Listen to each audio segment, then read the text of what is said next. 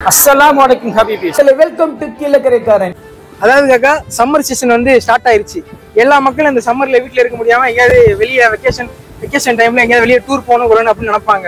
இப்போ நமக்கு உள்ள நாலேஜ் படி நம்ம கீழக்கரையில் என்னென்ன லொக்கேஷன்லாம் இருக்கு, பார்க்கக்கூடிய இடங்கள்லாம் என்னென்ன இருக்கு அப்படின்னு சொல்லிட்டு வெளியூர் மக்கள் நம்மகிட்ட கேட்குறாங்க. கேளுங்க செல்லா.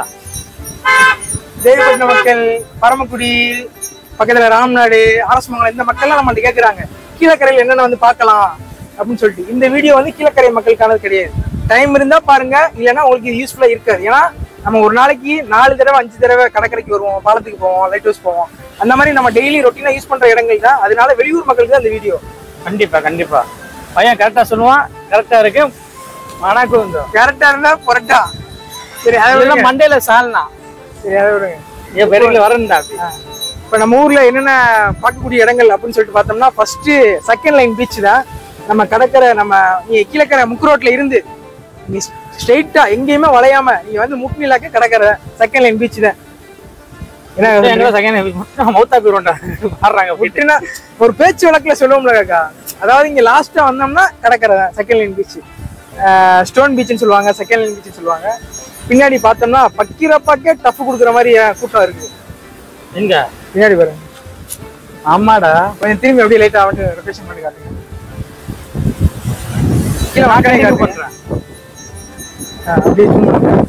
பண்ணுங்க.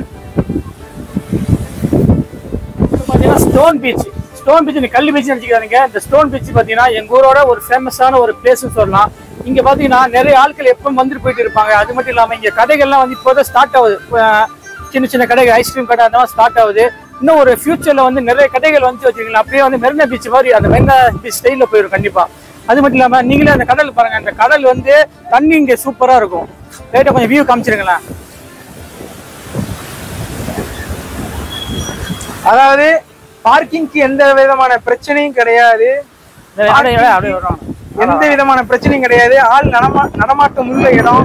ஸ்டோன்ல வீட்டு குடும்பத்தோட வரலாம், பெண்களும் வரலாம், ஆண்களும் எல்லாரும் கலந்து வரலாம். உட்காரதுக்கு கொஞ்சம் இடம் கூட கிடைக்குது. அது ஃபில் ஆயிட்டா நம்ம ஒன்றும் பண்ண முடியாது. ஆனா இன்னும் முக்கியமான விஷயம் என்னன்னா, நைட் டைம்ல பாத்தீங்கன்னா 10 மணிக்கு மேல வராதிங்க. ஏன்னா இங்க நிறைய விஷயங்கள் நடந்துட்டு இருக்கு. அதனால வந்து 10 மணிக்கு மேல வர வேணாம். அது முக்கியமா சொல்லணும். ஏன்னா ஃபேமிலியா வரும்போது இல்ல வெளியூர் மக்கள் அந்த டைம்ல வர மாட்டாங்க, ஈவினிங் தான் வருவாங்க. இப்போ நம்ம எங்க வந்திருக்கோம் பாத்தீங்கன்னா கீழக்கரை லைட் ஹவுஸ். ஸோ இதோட வரலாறு பத்தி பாத்தீங்கன்னா ரொம்ப ஒரு அருமையா 10 ரூபாய்க்கு டிக்கெட் விலை வரும். 10 ரூபாய்க்கு பாத்தீங்கன்னா லைட் ஹவுஸ், அதுக்கு பார்க். இங்க பார்க் ரொம்ப அருமையா இருக்கு. அது பக்கத்துல பீச் பக்கத்துல பாத்தீங்கன்னா நல்ல காத்தோட்டமா ஜம்முன்னு உட்காந்து நல்லா ஃப்ரீயா என்ஜாய் பண்ணலாம் ஃபேமிலியோட. அந்த மாதிரி இருக்கும் பார்க்கு. அது மட்டும் இல்லாம உங்களுக்கு வந்து இப்போ டைம் வந்து 6 மணி ஆனால உங்களுக்கு உள்ள போய் காமிக்க முடியல. 4 பழைய வீடியோ வச்சிருக்கேன், அதை உங்களுக்கு காமிச்சிடுறேன். எல்லாமே பாத்தீங்கன்னா உங்களுக்கு ஸ்கிரீன்லேயே காமிச்சிடுறோம். இது மெயினா பாத்தீங்கன்னா பெரிய ஆளுக்கு வந்து 10 ரூபாய்க்கு கொடுக்குறாங்க. அது மட்டும் இல்லாம சிறியலுக்கு 5 ரூபா, வெளிநாட்டுக்கு வந்து 25 ரூபா வந்து கொடுக்குறாங்க. கேமரா, வீடியோ கேமரா 25 ரூபா சொல்லிட்டு எக்ஸ்ட்ரா பே பண்ணணும். இங்க வந்து பார்த்தீங்கன்னா வெளிநாட்டுகளுக்கு இந்த கீழக்கரையில இதான் ஒரு பெஸ்ட் பிளேஸ்னு சொல்லலாம். நல்ல ஒரு சூப்பரா இருக்கு. நல்ல டைம் ஸ்பெண்ட் பண்ணுறது. பொதுவாக கடல் பகுதிகளில் தான் இருக்கு. கீழக்கரை மாதிரியான கடல் பகுதிகளில் தான் இருக்கு. இப்போ கடல் இல்லாத ஒரு ராம்நாடு, வெளியூர், பரமக்குடி அந்த மாதிரியான மக்கள்லாம் லைட் ஹவுஸ் பார்க்க முடியாது. நம்ம லைட் ஹவுஸ் பார்த்தோம்னு சொன்னால் நம்ம ஒட்டுமொத்த கீழக்கரையும் பார்க்கலாம். கடலில் ஒரு நிறைய கிலோமீட்டருக்கு அங்கிட்டு கடலில் என்ன இருக்குது, என்ன நடக்குது அப்படிங்கிறதையும் நம்ம பார்க்கலாம். அதனால் கீழக்கரைக்கு நீங்கள் கண்டிப்பாக வந்தீங்கன்னா கண்டிப்பாக நீங்கள் வந்து லைட் ஹவுஸ் வந்து விசிட் பண்ணிட்டு போங்க. எவ்ரி மண்டே, திங்கக்கிழமை வந்து லீவு, மற்ற நாட்கள் வந்து உங்களுக்கு அலோவ் பண்ணுவாங்க. டைம் வந்து 3 to 6 மணி வரை. நம்ம ஊர் மக்களும் பார்க்கலாம், வெளியூர் மக்கள் வந்து லைட் ஹவுஸ் மேலே ஏறி பார்க்கணும் அப்படின்னு ஆசைப்பட்டீங்கன்னா கீழக்கரையில் லைட் ஹவுஸ் விசிட் பண்ணிட்டு. இப்போ நம்ம லைட் ஹவுஸை பார்த்து முடிச்சாச்சு. நெக்ஸ்ட் எங்கே வந்துருக்கோம் பார்த்தீங்கன்னா 7ஆம் பாலம். இதுக்கு ஏன் 7ஆம் பாலம் வச்சாங்கன்னா இந்த ஷேப் பாலத்தோட ஷேப் பார்த்தீங்கன்னா 7 மாதிரி இருக்கும். அது 7ஆம் பாலம் சொல்லுவாங்க, எல் பாலம் சொல்லுவாங்க. அந்த மாதிரி இது வந்து one of the best tourist place கீழக்கரையில்.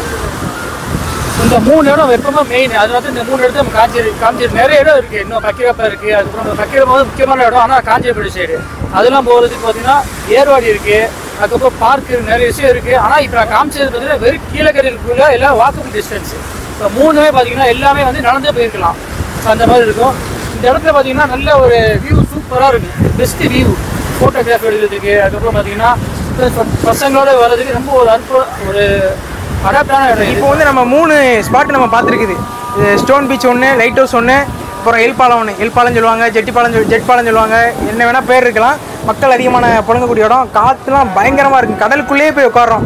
அது ஒரு செட்டப் மேலே உட்காரோம், பாலத்து மேலே உட்காரோம். அந்த மாதிரியான ஒரு செட்டப்பு கீழக்கரையில் வாக்கபிள் டிஸ்டன்ஸில் உள்ள 3 ஏரியா முக்கியமான ஏரியா. அதே மாதிரி இன்னொரு விஷயத்தை நம்ம சொல்லணும்னா கீழக்கரையில் ஹிஸ்டாரிக்கலான இடங்கள் நிறைய இருக்குது. 1000 வருஷத்துக்கு மேற்பட்ட கோயில் இருக்குது. அந்த சொக்கனார் கோயில் சொல்லுவாங்க, அகமத்தேரில் இருக்குது. அது வந்து 1000 வருஷத்துக்கு மேலே உள்ளது அப்படின்னு சொல்லி நம்ம வரலாற்று ஆய்வாளர்கள்லாம் சொல்கிறாங்க.